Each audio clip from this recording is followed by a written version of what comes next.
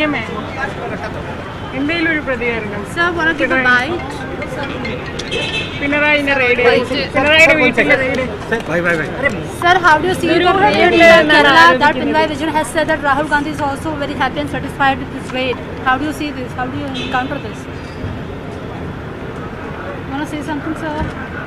അങ്ങയുടെ ദില്ലി സന്ദർശനത്തിന് ശേഷമാണ് പിണറായിയുടെ വീട്ടിലെ റെയ്ഡ് നടന്നത്. Can you share about the meeting? ദുരൂഹതയുണ്ട് എന്നാണ് CPM ഒക്കെ ആരോപിക്കുന്നത്. Yes, of this we'll ask off record. Sir, would you like to speak about the meeting? That meeting today. Bro, just na. Abhi nahi bol raha, just let's talk off record, na. Sir, want to say something about this meeting? ആഭ്യന്തരമന്ത്രിയായിട്ട് നടത്തിയ ചർച്ച.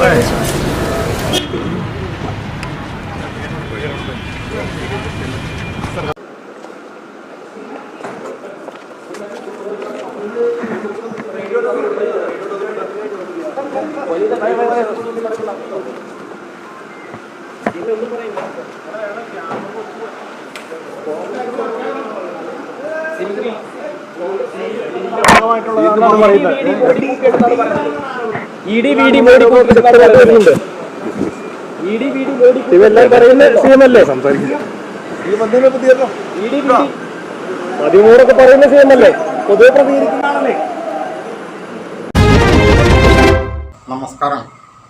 ഇരട്ടച്ചങ്കും ഊരിപ്പിടിച്ച വാളിൻ്റെ നടുവിലൂടെ ചങ്ക് വിരിച്ച് നടന്നെന്നും വെടിയുണ്ടകൾക്ക് നടുവിലൂടെ ചങ്ക് വിരിച്ച് നടന്നുവെന്നും വീരവാദം പറയുകയും പാണന്മാരുടെ വാഴ്ത്തുപാട്ടിൽ അത് ആവർത്തിച്ച് പാടിക്കൊണ്ടിരിക്കുകയും ചെയ്തിരുന്ന നമ്മുടെ മുൻ മുഖ്യമന്ത്രി ഇപ്പോഴത്തെ പ്രതിപക്ഷ നേതാവുമായിട്ടുള്ള ശ്രീ പിണറായി വിജയൻ ഇപ്പോൾ ED എന്ന് കേൾക്കുമ്പോൾ തന്നെ ഭയങ്കര പേടിയാണെന്നുള്ളത് ആവർത്തിച്ച് പൊതുസമൂഹത്തിനോട് പറഞ്ഞുകൊണ്ടിരിക്കുകയാണ്.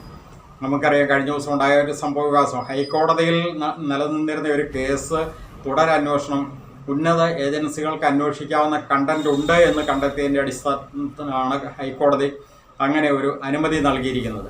അതിൻ്റെ സാഹചര്യത്തിൽ ED കഴിഞ്ഞ ദിവസം വന്ന് റെയ്ഡ് ചെയ്തിരിക്കുന്നു. കേരളത്തിൽ തന്നെ 12 സ്ഥലങ്ങളിൽ ഒരേ സമയം നടത്തിയൊരു റെയ്ഡാണ്. സ്വാഭാവികമായിട്ടും ED അങ്ങനെയൊക്കെയാണ് അവരുടെ ഒരു അന്വേഷണ രീതി എന്ന് പറയുന്നത്.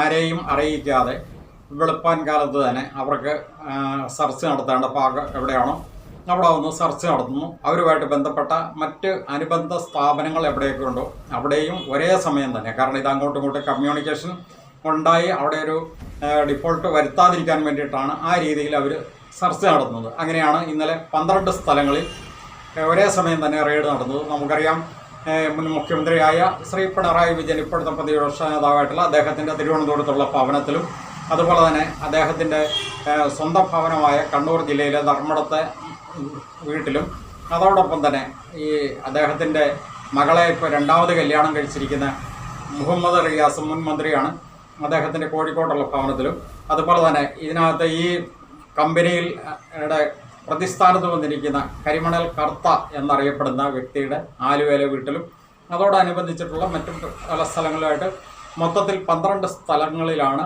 ഇന്നലെ ED റെയ്ഡ് നടത്തിയത്. അത് അവരുടെ ഒരു ഡ്യൂട്ടിയാണ് ശരിക്കും പറഞ്ഞു കഴിഞ്ഞാൽ. അതിനകത്ത് EDയുടെ ഭാഗത്ത് 1% പോലും തെറ്റ് നമുക്ക് പറയാൻ പറ്റില്ല.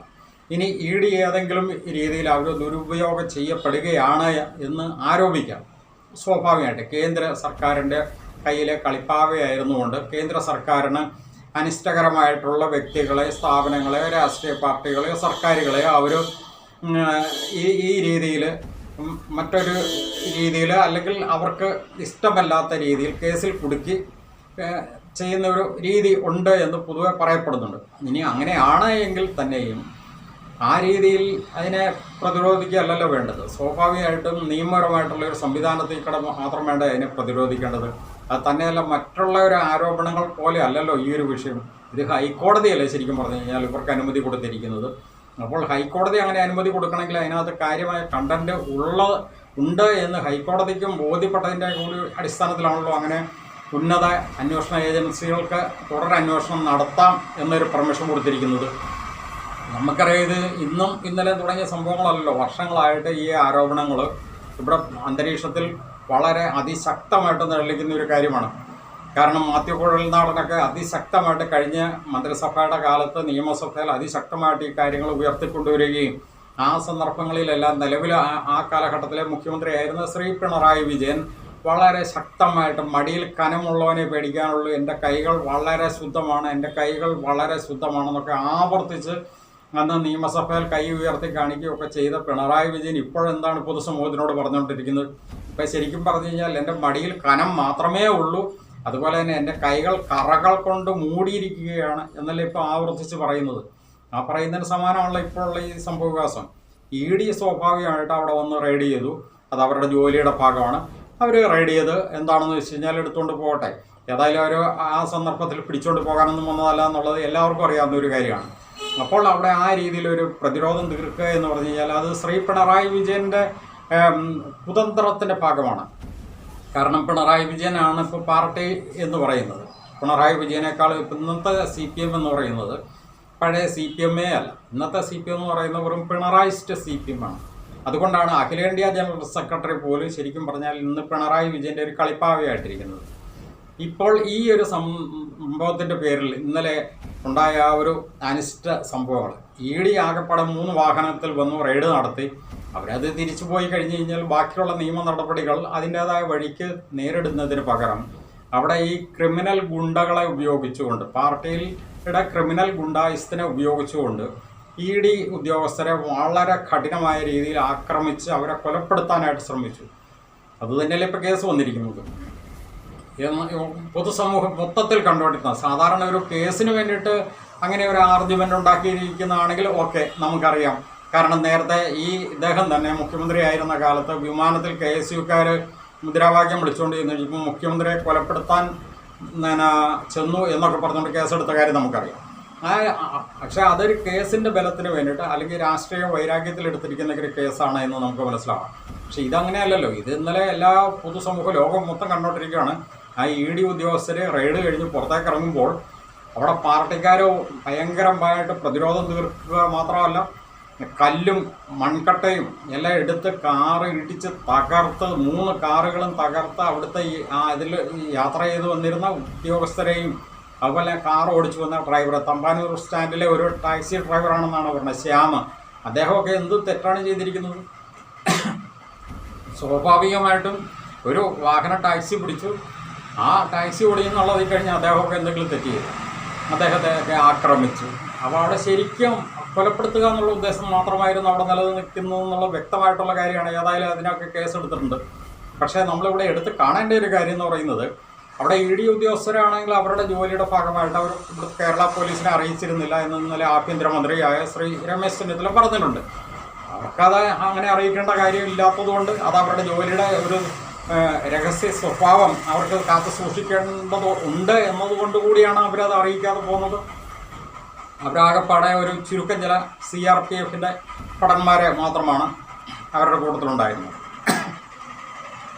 അപ്പോൾ അതിന് ശേഷമാണെങ്കിൽ പോലും കൂടെ ഇവിടെ വന്ന് ഈ കഴിഞ്ഞ ദിവസം റെയ്ഡ് നടന്ന സാഹചര്യത്തിലുള്ള എല്ലാ കേരളത്തിലെ മുഖ്യധാരാ മാധ്യമങ്ങളെല്ലാം ഇത് റിപ്പോർട്ട് ചെയ്തുകൊണ്ടിരിക്കുകയായിരുന്നു.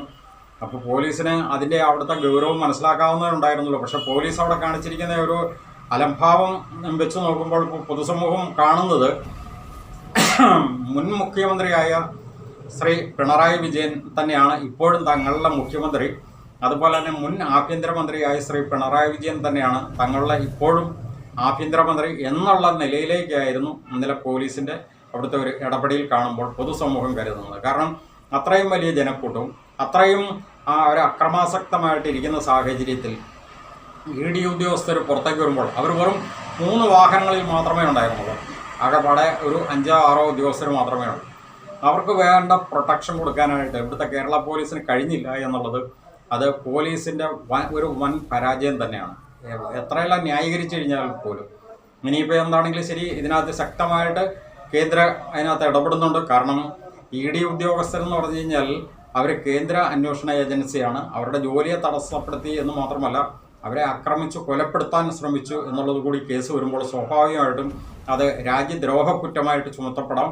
അങ്ങനെ വന്നു കഴിഞ്ഞാൽ UAPയെ അതിനകത്ത് ആഡ് ചെയ്തുകൊണ്ട് ആ കേസ് ചാർജ് ചെയ്ത് മുന്നോട്ട് പോകാനാണ് സാധ്യത.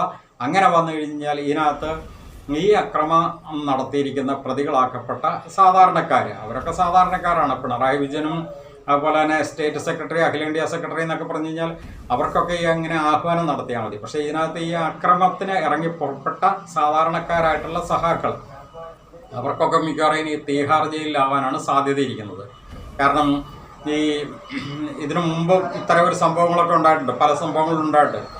ഈ പശ്ചിമ ബംഗാളിൽ ഇതുപോലെ ഒരു സംഭവം ഉണ്ടായിട്ട് അവിടുത്തെ ഇതുപോലെ തന്നെ അക്രമത്തിന് ഇറങ്ങി പുറപ്പെട്ട ഒരു വലിയൊരു ഗുണ്ട എന്ന് വേണമെങ്കിൽ പറയാം.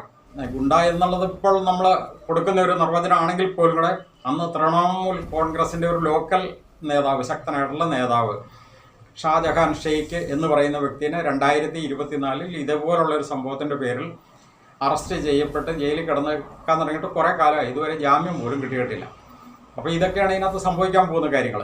ഇവിടെ നമുക്ക് ചോദിക്കാനുള്ളത്, ഇവിടെ പിണറായി വിജയന് വേണ്ടിയിട്ട് പ്രതിരോധം തീർക്കുകയാണെങ്കിൽ സ്വാഭാവികമായിട്ട് അദ്ദേഹം മുൻ മുഖ്യമന്ത്രിയാണ്, കമ്മ്യൂണിസ്റ്റ് പാർട്ടിയുടെ എക്കാലത്തെയും ഉന്നതനായിട്ടുള്ള ഒരു നേതാവ് തന്നെയാണ്. അതിനു വേണ്ടിയിട്ട് പ്രതിരോധം തീർക്കുകയാണെന്ന് കൂട്ടാം. ഇവിടെ കേസിലെ പ്രതി ശരിക്കും പറഞ്ഞു കഴിഞ്ഞാൽ ഈ വീണ വിജയനാണ്. തൈക്കണ്ടി വീണ വിജയൻ എന്ന് പറയുന്ന ഈ വീണ വിജയനും അതുപോലെ തന്നെ ഈ കരിമണൽ കർത്തയുമായിട്ടുള്ള സാമ്പത്തിക ഇടപാടിൻ്റെ പേരിലാണ് ഇത്രയും വിഷയങ്ങൾ തുടക്കം മുതൽ ഉണ്ടായിരിക്കുന്നത്. ഈ വീണ വിജയന് വേണ്ടിയിട്ട് ഈ പാർട്ടിയെ ഇങ്ങനെ മറ്റൊരു രീതിയിലേക്ക് കവചം തീർക്കാനായിട്ട് ഉപയോഗിക്കുന്നത് ഏറ്റവും വലിയൊരു തെറ്റാണ് എന്ന് ഈ കമ്മ്യൂണിസ്റ്റ് പാർട്ടിയിൽ വിശ്വസിക്കുന്ന ഏതെങ്കിലും ഒരു നേതാവ് എന്തുകൊണ്ട് പറയുന്നില്ല? അത് ശരിക്കും പറഞ്ഞു കഴിഞ്ഞാൽ തെറ്റല്ലേ? നമുക്കറിയാം, ഇതിനു മുമ്പ് കോടിയേരി ബാലകൃഷ്ണൻ സ്റ്റേറ്റ് സെക്രട്ടറി ആയിട്ടിരുന്നപ്പോൾ അദ്ദേഹത്തിൻ്റെ മകൻ ബിനീഷ് കോടിയേരി മയക്കുമരുന്ന് കേസിൽ ഉൾപ്പെട്ട് കഴിഞ്ഞ് കഴിഞ്ഞപ്പോൾ അദ്ദേഹം ഒരു രീതിയിലും പാർട്ടിക്ക് അവിടെ ദുരുപയോഗം ചെയ്തിട്ടില്ല എന്നുള്ളത് നമുക്ക് വ്യക്തമാണ്. അദ്ദേഹം പോലും കൂടെ സ്റ്റേറ്റ് സെക്രട്ടറി സ്ഥാനം രാജിവെക്കാനായിട്ടാണ് മുതിർന്നത്. അതുപോലെ തന്നെ മകനാണെങ്കിൽ പോലും തെറ്റ് ചെയ്തിട്ടുണ്ടെങ്കിൽ തെറ്റിൻ്റെ ശിക്ഷ എന്താണെന്ന് വെച്ചാൽ അനുഭവിക്കട്ടെ എന്നുള്ള രീതിയിലായിരുന്നു അദ്ദേഹം നിലപാടെടുത്തത്. ഇവിടെ ഈ പിണറായി വിജയൻ്റെയും മകള് അവരുടെ ആദ്യത്തെ കുടുംബജീവിതം തകർന്നതിന് ശേഷം വന്നിരിക്കുന്ന എല്ലാ കാര്യങ്ങളിലും ഈ പാർട്ടിയും ഇവിടുത്തെ കേരള പൊതുസമൂഹവും വില കൊടുക്കേണ്ട, അല്ലെങ്കിൽ അതിനു വേണ്ടിയിട്ട് മറുപടി കൊടുക്കേണ്ട ഒരു സാഹചര്യത്തിലേക്കല്ലേ ഉരുത്തിരിഞ്ഞു വരുന്നത്. അവരുടെ രണ്ടാം വിവാഹമാണെങ്കിൽ പോലും കൂടെ ആ രീതിയിൽ കേരള സമൂഹത്തിൻ്റെ ഒരു ബാധ്യതയായിട്ടുമാണ് വന്നിരിക്കുന്നത്. അതുപോലെ തന്നെ ഇപ്പോൾ ഉണ്ടായിരിക്കുന്ന ഈ വിഷയത്തിനകത്തും ഈ പാർട്ടിക്കാരെ ദുരുപയോഗപ്പെടുത്തിക്കൊണ്ടും അത് കേരളത്തിന് തന്നെയല്ലേ ഡാമേജ് ഉണ്ടാക്കുന്നത്. അപ്പോൾ ഇതൊക്കെ ശരിക്കും പറഞ്ഞു കഴിഞ്ഞാൽ ഈ എന്തുകൊണ്ട് കമ്മ്യൂണിസ്റ്റ് പാർട്ടിയിൽ അല്പമെങ്കിലും ചിന്താശേഷിയുള്ള നേതാക്കൾ ആരെങ്കിലും ഉണ്ട് എങ്കിൽ ഇത് എന്തുകൊണ്ട് പറയുന്നില്ല അല്ലെങ്കിൽ ചോദിക്കുന്നില്ല എന്നുള്ളിടത്താണ് ഈ പാർട്ടിയുടെ അപജയം സംഭവിക്കുന്നത്. ഇപ്പോൾ ഇവിടെ കിടന്നുകൊണ്ട് എന്തെങ്കിലും ബഹളം വെച്ചാൽ കഴിഞ്ഞാൽ ശരി, ഇപ്പോൾ ED ആണെങ്കിൽ ഇനി അതിനു മുകളിൽ CBI വരുവാണെങ്കിലും എത്ര ഏജൻസി ആണെങ്കിൽ പോലും കൂടെ ഇതിൻ്റെ ഗൗരവം ഇനി കൂടിക്കൂടിയല്ലേ വരുള്ളൂ. കാരണം ഇപ്പോൾ ഇതിനകത്ത് വീണ വിജയന് വേണ്ടിയിട്ട് പാർട്ടിയെ ദുരുപയോഗം ചെയ്തു കഴിഞ്ഞപ്പോൾ വീണ വിജയനും അതുപോലെ തന്നെ പിണറായി വിജയനും ഈ അവരുടെ ആഹ്വാനപ്രകാരമാണ് ഈ ED ഉദ്യോഗസ്ഥരെ ആക്രമിച്ചത് എന്നുള്ള രീതിയിലേക്കാണ് ഇനിയിപ്പോൾ കാര്യങ്ങൾ വരുന്നത്. അങ്ങനെ വരുമ്പോൾ ഇതിൻ്റെ ഗൗരവം ഒന്നും കൂടെ കൂടിക്കൂടി വരികയാണ്. അതുകൊണ്ട് ഇവിടെ കിടന്നുകൊണ്ട് എത്ര കിടന്നുകൊണ്ട് തുള്ളിയിട്ടും യാതൊരു കാര്യവുമില്ല. ഇതിനകത്ത് കൃത്യമായിട്ട് ഈ കുറ്റം ചെയ്തവർ ശിക്ഷിക്കപ്പെടുക തന്നെ ചെയ്യും. മറ്റൊരു കാര്യം കൂടെ ഈ കൂട്ടത്തിൽ ആഡ് ചെയ്ത് പോകേണ്ടതുണ്ട്. ഇതിനകത്ത് പരാതിയായിട്ട് മുന്നോട്ട് പോയ ഷോൺ ജോർജ്, PC ജോർജിൻ്റെ മകൻ ഷോൺ ജോർജിൻ്റെ വീട്ടിൽ ഇന്നലെ പോയി DYFIക്കാർ ആരൊക്കെ പോയി സമരം ചെയ്തെന്ന് പറയുന്നുള്ളൂ. ഇതൊക്കെ എന്ത് വിഡ്ഢിത്തരമാണ്! നിങ്ങളൊക്കെ എന്തായി കാണിക്കുന്നത്? ഒരു വ്യക്തിക്കെതിരെ പരാതി കൊടുക്കാൻ പാടില്ല. പരാതി കൊടുത്തതിനകത്ത് തെറ്റുണ്ടെങ്കിൽ ആ പരാതിയിൽ ആയിട്ട് നിയമപരമായിട്ട് നേരിടുകയല്ലേ വേണ്ടത്. അല്ലാതെ പരാതിക്കാരുടെ വീട്ടിൽ പോയി അക്രമം ഉണ്ടാക്കുക, അത് എന്ത് ഊളത്തരമാണ് ശരിക്കും പറഞ്ഞു കഴിഞ്ഞാൽ. അപ്പോൾ അങ്ങനെയാണെങ്കിൽ ഇനിയിപ്പോൾ ഇപ്പോൾ ഉള്ള മുഖ്യമന്ത്രി VD സതീശനെതിരെ ആർക്കും പരാതി കൊടുക്കാൻ പാടില്ലേ? അതുപോലെ തന്നെ പ്രധാനമന്ത്രിയായ നരേന്ദ്രമോദിക്കെതിരെ പരാതി കൊടുക്കാൻ പാടില്ല. അപ്പം പരാതി കൊടുക്കുന്നവർക്കൊക്കെ എതിരെ അവരുടെ അണികളെ അല്ലെങ്കിൽ അവർ പ്രതിനിധാനം ചെയ്യുന്ന പാർട്ടിയുടെ അണികളെ വിട്ട് ഗുണ്ടായിസം കാണിക്കുക എന്ന് പറഞ്ഞാൽ പിന്നെ എന്താണ് ഇവിടെ നിയമ സംവിധാനം എന്ന് പറയുന്നത്? പരാതിക്ക് കഴമ്പുണ്ടെങ്കിൽ അത് കോടതി പരിശോധിച്ചിട്ട് കഴമ്പുണ്ടെങ്കിൽ ആ കഴമ്പിന് അതിൻ്റെ അടിസ്ഥാനത്തിലാണ് കേസും കാര്യങ്ങളും മുന്നോട്ട് പോകുന്നതെന്ന് സാമാന്യ ബോധമുള്ള എല്ലാവർക്കും അറിയാവുന്ന കാര്യമല്ലേ. പരാതിക്കാരുടെ വീട്ടിൽ പോയി അക്രമം ഉണ്ടാക്കുക, അതുപോലെ തന്നെ മാത്യു കുഴൽനാടൻ എടുത്തിരിക്കുന്ന നിലപാട്, ഇനി ആരെല്ലാം എന്തെല്ലാം പറഞ്ഞാലും ശരി, അദ്ദേഹമൊക്കെ എടുത്തിരിക്കുന്ന നിലപാട് വളരെ ശ്ലാഘനീയം തന്നെയാണ്. അതുകൊണ്ട് തന്നെ ഇതിനകത്ത് ആരെല്ലാം കുറ്റം ചെയ്തിട്ടുണ്ടെങ്കിൽ ആ കുറ്റം ചെയ്തിട്ടുള്ളവരൊക്കെ ശിക്ഷിക്കപ്പെടുക തന്നെ വേണം. അതാണ് പൊതുസമൂഹം ആഗ്രഹിക്കുന്നത്. ഇനി പിണറായിസ്റ്റുകളായ വളരെ ചുരുക്കം ചില മലയാളികളിൽ വെറും 10% പോലും വരില്ലാത്ത ഒരു ഗ്രൂപ്പ് മാത്രമാണ് പിണറായിസ്റ്റുകളായിട്ട് ഇന്നിപ്പോൾ നിലപാട് ഈ രീതിയിലുള്ളത്. അവരിൽ പോലും വെറും 10% മാത്രമേ ഈ നേതാക്കന്മാർക്ക് വേണ്ടിയിട്ട് സപ്പോർട്ട് ചെയ്യുന്നുള്ളൂ. അതായത് ശരിക്കും പറഞ്ഞാൽ കേരള സമൂഹത്തിൻ്റെ വെറും 1% പോലും ഇപ്പോൾ ഈ പിണറായി വിജയൻ്റെ മകൾക്ക് വേണ്ടിയിട്ട് സപ്പോർട്ട് ചെയ്യുന്നില്ല എന്നത് തന്നെയാണ് ഇവിടെ പറഞ്ഞു വെച്ചതിൻ്റെ സാരാംശം. ഏതായാലും ഇതിൻ്റെ മറ്റ് കാര്യങ്ങൾ ഓരോ ദിവസം സംഭവിച്ചുകൊണ്ടിരിക്കുന്ന കാര്യങ്ങളൊക്കെ ഉണ്ടല്ലോ, ആ കാര്യങ്ങളുമായിട്ട് ഇനിയിപ്പോൾ അടുത്ത വീഡിയോയിൽ വരാം. നന്ദി.